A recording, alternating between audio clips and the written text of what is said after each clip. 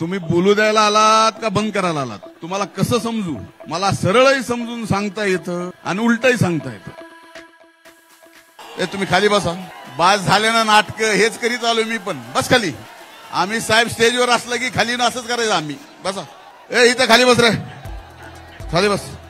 जरा टेक सिटून घे, सिटून. अभूतपूर्व पंकजाताईंनी चालू केलेल्या दसरा मेळाव्याला उपस्थित असलं तुम्ही केल्यामुळं तुम्हाला माहित नाही काय काय झालं. एक गोष्ट ऐकताय का? गोष्ट ऐकता का? एक मग शांत बसा, शांत बसा, शांत बसा.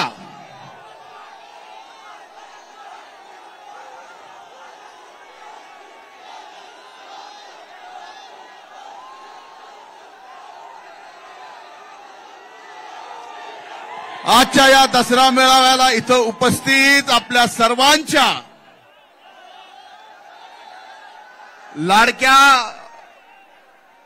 माझ्याही लाडक्या भगिनी, राज्य मंत्रिमंडळातील मंत्री पंकजाताई गोपीनाथरावजी मुंडे,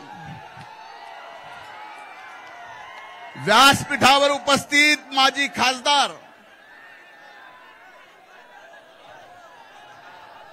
माझ्या भगिनी प्रीतमताई,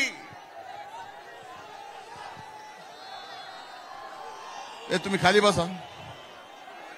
बास झाले ना नाटक, हेच करीत आलो मी पण. बस खाली. आम्ही साहेब स्टेजवर असलं की खाली ना असंच करायचं आम्ही. बसा. इथं खाली बस रे, खाली बस. जरा टेक सिटून घे, सिटून.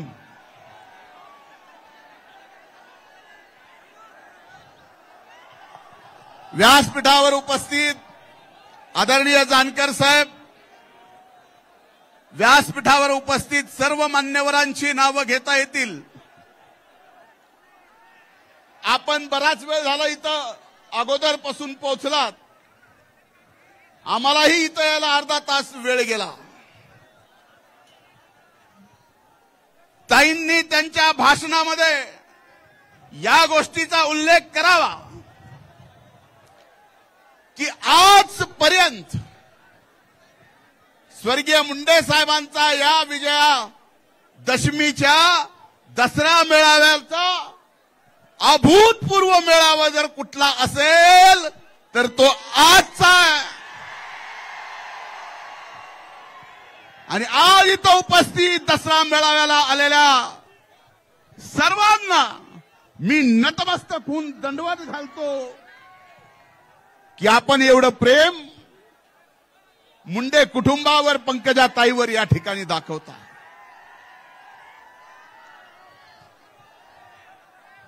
खरं तर परिस्थिती हा मेळावा होण्यासारखी काही दिवसापूर्वी नव्हती. अभूतपूर्व पाऊस आला, अतिवृष्टी आली, पूर आला, गोदावरीत आला, मांजरात आला, सिंधफणात आला.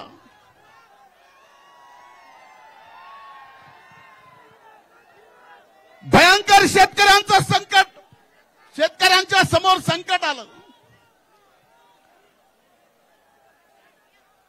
तसलं संकट असताना माझी आणि ताईंची चर्चा झाली की आपण काय करावं.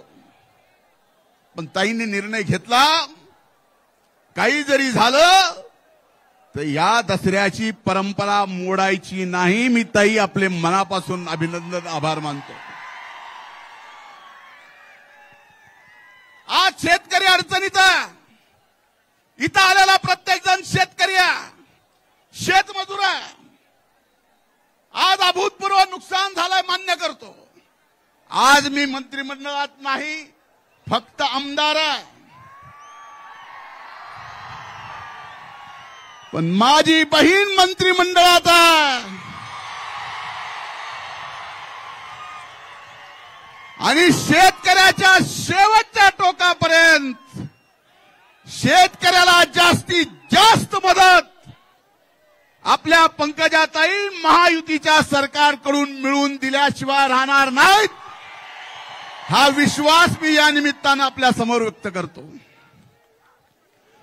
खरं ही दसऱ्याच्या मेळाव्याची परंपरा, जे फक्त घोषणा द्यायला आले त्यांना मेळावा कधी सुरू झाला, पहिला दसरा मेळाव्याला कोण आलतं काय माहित नाही। तुम्ही बोलू द्यायला आलात का बंद करायला आलात? तुम्हाला कसं समजू? मला सरळही समजून सांगता येतं आणि उलटही सांगता येतं।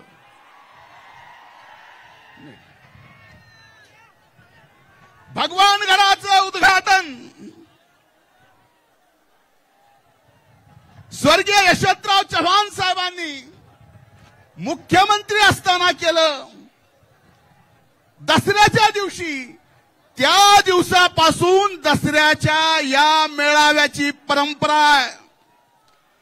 या दसऱ्याच्या मेळाव्याला देशाच्या ऐतिहासिक नकाशावर जर नेलं असेल तर आजही डोळ्यात पाणी येतं। ते स्वर्गीय मुंडे साहेबांनी हा दसरा मेळावा जगाच्या नकाशावर नेला आणि आज अभिमान वाटतो मला माझ्या बहिणींचा, पंकजाताईंचा आणि प्रीतमचा सुद्धा, की साहेब गेल्यानंतर सुद्धा असंख्य अडचणीत तुम्ही ही परंपरा चालू ठेवलीये। मला माझ्या बहिणीचा सार्थ अभिमान आहे।